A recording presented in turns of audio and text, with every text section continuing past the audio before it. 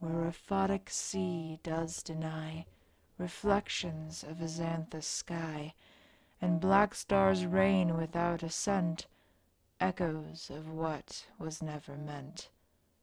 A city built in unknown times, upon the bones of countless crimes, stranger yet is found within the chaos court of strife and sin, the mad dance here without control, as all must play their given role. For those beyond our mortal ken, we die and live and die again. Our Lord does writhe atop his throne, before his glory we atone. With this our blood, it is the hanged king's, so shall we suffocate upon his puppet strings. Preface. I write to you, dearest reader, from a certain bibliothekal nexus. I have bartered with the shades and expect my latest travelogue to, piece by piece, reach the infinite worlds. They know of the dark corners, the secret places, and Janus doors in which to deliver my folios. I bleed words and have obliterated myself upon these pages for your entertainment and enlightenment. A Wandsman in the court of the hanged king. I remember the rich aroma of decaying flowers as it struggled against a sharp metallic scent for supremacy, neither lingering odor able to disperse the other. Clutched within my talons was a flesh-bound grimoire, the ill-tempered tome biting my hand at its first opportunity. I felt acquainted with its contents, as if having finished reading but moments before, and returned the spiteful book to its shelf. In retrospect, I am unable to recall a single word of it. There developed an itch about my left eye, instinctively trying to soothe the irritation with a scratch, my talons sliding across a polished surface, a porcelain mask seemingly irremovable disguised my features. I caught, in frustration, the grievous itch beyond reach. A tall and conical entity wagged diverse appendages and trumpeted a shush. The frumman of Frum was right to be bothered, as I was, after all, within a library. Bowing my head apologetically, I took my leave of the aptly named Athenium of Severed Tongues, eager to explore. I arrived at the Hall of Mercurial Virtue with anomalous speed, unaware what occurred between the here and there.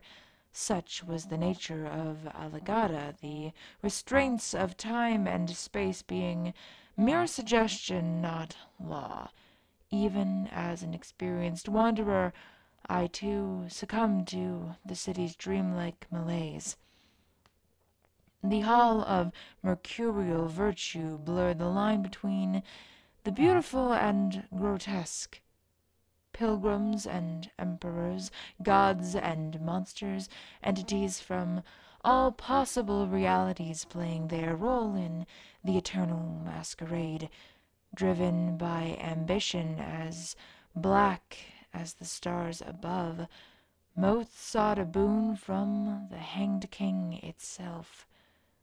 My talons clicked together, my mind overstimulated by the grand chamber and its curious inhabitants, a decadent display of insidious glamour. Allegata was hardly the dismal realm initially anticipated. A moniker such as the Hanged King conjured forth images of death and decay, desolation and despair, not revelry. My eyes contain 16 spectral receptors, and Yet I only observed red, white, black, and yellow, the color scheme unexpectedly limited. Stranger still was the persistent taste of purple, near hidden beneath a reek of lust, sweat, and sweetmeats.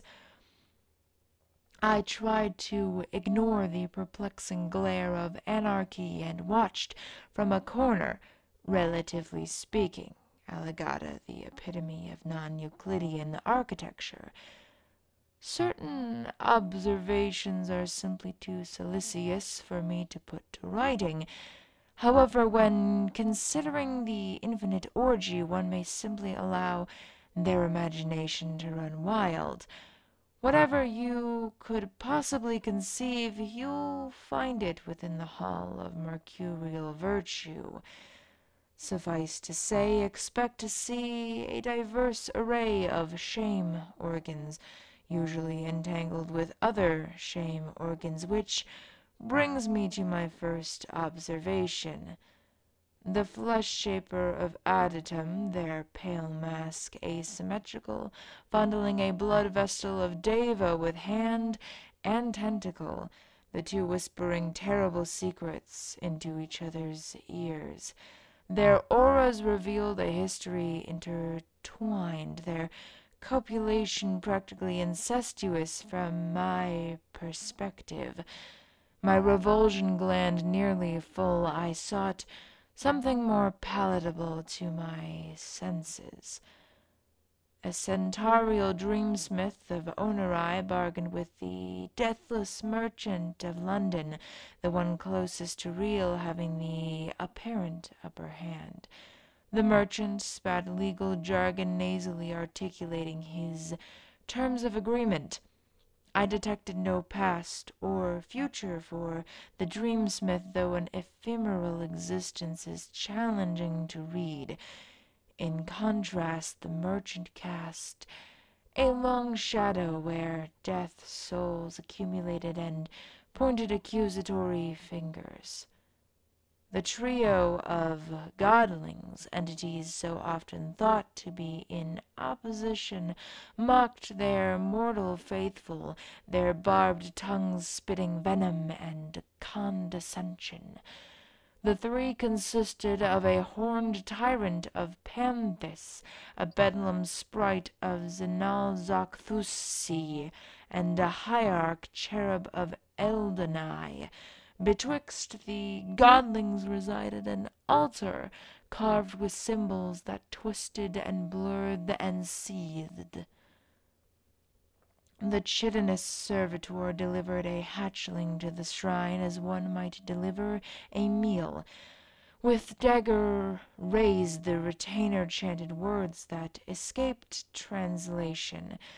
I averted my gaze, unwilling to watch their mortal strike. I heard the blade enter the flesh and the spill of blood. The servant removed the ghastly corpse and surrendered a curtsy before vanishing in a blink.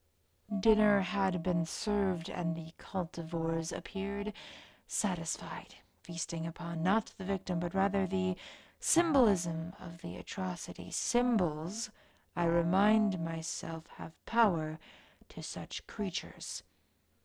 Casting my eyes skyward, I beheld the legendary masked lords of Alagada. The White Lord, wearer of the diligent mask, a porcelain guise with eyes narrow, the mouth little more than a flat line. The Yellow Lord, wearer of the odious mask, a porcelain guise with brow furrowed, the lips curled into a hateful sneer. The Red Lord, wearer of the mirthful mask, a porcelain guise with eyes wide and manic, a smile carved from cheek to cheek. I saw no sign of the Black Lord, wearer of the anguished mask. This came as no surprise. They supposedly exiled to some forgotten backwater of dimension. It is written that the cause had been political in nature, the specifics unknown. It is difficult to imagine the court intrigue of such a place. My feathers raised a sudden shudder. Dread began its coil, transforming the music of my dual hearts to dissonance. A stranger, lithe and sable, made their opulent entrance, accompanied by a coterie of harlequins, sycophants, and paper guards. They wore no mask, their faceless visage an aberration among the masquerade. My hope grew dim in the presence of the ambassador of Alagada. Their title was a misnomer, the designation unable to encompass the totality of their power and prestige.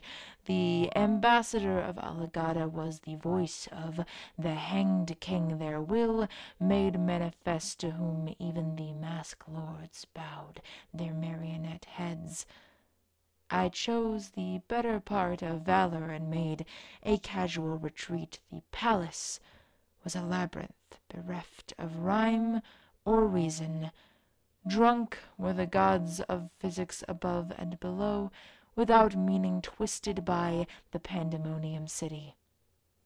I encountered myself several times, always located at some unapproachable locations, iterations of my past and future self. My attire was red, yellow, white, black, and utterly garish. I apparently having more concern with the enforcement of Alagadan fashion than the entanglement of time. And then a burgeoning terror, an unseen threat closing fast. There existed a void where a memory should have been unaware of my arrival. Naked in my ignorance, I shivered as the chill gloom embraced me. The wind took pity and sung its sorrow song. As it diminished, it whispered unto me a warning. In here is a tragedy. I beheld Alagada's shadow, an amalgamation of rust, rot, and misery, a dead city at the end of all things, wandering its empty streets. I stepped over tattered banners and broken glass. Dust gave chase, granted life through my careless meanderings. The palace had come to ruin, its once splendid gates torn from their hinges. The hall of mercurial virtue was lifeless, a tomb for want and vanity. In the room's center was a gaping hole. No, not simply a hole, more an infected wound. The viscous ichor gushed from the aperture, an amber-colored substance imbued with the sick scent of failed creation. I entered the wound, crawling into the bowels of Alagada. I know not what overcame me, never intending to come this far. Was I to play this role from the beginning? From where I now reside, I can look back and see the puppet strings. I remember only little of my descent, just the singular desire to find what hid beneath. I was a scholar, an explorer, and would play my part well. The broken rules of time and space again summoned me elsewhere, a windowless room of humble stone cloaked in a layer of sepia fog and bereft the opulence so common to Alagada. I sensed no name among its shrouded corridors. Sickly vapor slithered around me, saturated with the scent of ripened books. At the far wall was a descending spiral staircase, its steps crude and uneven, comparatively primitive to the city above. or below. I could not know. And still, to the boredom of my readers, I advanced, facing the banality of more stairs. I felt as if I was the fabled Zethus, retainer of the fungal crown, who quested through the slough of 3,000,000 inconveniences, one step, then another, all fairly straightforward. As I neared the bottom, I began to hear whispers spoken in a tongue I could not understand. Cliché, if this was a work of fiction, perhaps, but know that chaos words represent the universal warning for having ventured too far. Consult other world laws and universal constraints to learn more. One step, then another, and I felt my soul burst into flames, immolating the ego and casting the psychic aftermath into the wind as cinders. Around and around my fragments twirled, pulled by gravity and something incalculably vast. I was, as thought, a fugitive sentiment before an ancient intelligence. Here among the dreaming dead, I am ash, embers, and burning feathers, drifting through the firmament, carried by wind, as if my wings were not vestigial. To land, I am anchored by murderous gravity. I am reformed, only to be torn apart. Again and again, every trace, recycled reminders of who I used to be. I became blood on the hands of criminals. I became the noose around my own throat. From death I am become one step closer to real. From within the center of chaos, my fragments felt the vibrations of a great scream, a living emanation of mad anguish. Matter and form grew enamored and gathered around the existential wound, neither sacred nor profane. The hanged king took shape, the shards of my ego becoming one with the walls of its throne room and dungeon. The veiled entity, asphyxiated by a noose of thorns, writhed upon its throne, bound in place by shackles, hooks, and spears. There, unmoved by the cosmic scream, stood the ambassador of Alagata. Although dwarfed by the hanged king, the two were of a similar countenance, a resemblance not shared with denizens of their kingdom. The hanged king lunged at its tormentor, more primal than regal, their faces a mere breath apart. The ambassador, callous and calm, lifted the veil with an ebon hand. Instead of a face, I beheld the visage of nihility, a god-shaped hole. All was void. First came a familiar aroma, a hint of vanilla, a drop of citrus, and a fixation of mold and mustiness. I opened my eyes and saw a lantern aglow with spectral fire, shelves overflowing with tomes both eldritch and mundane. I dipped a finger into a clay jar to my left, swirling the contents within.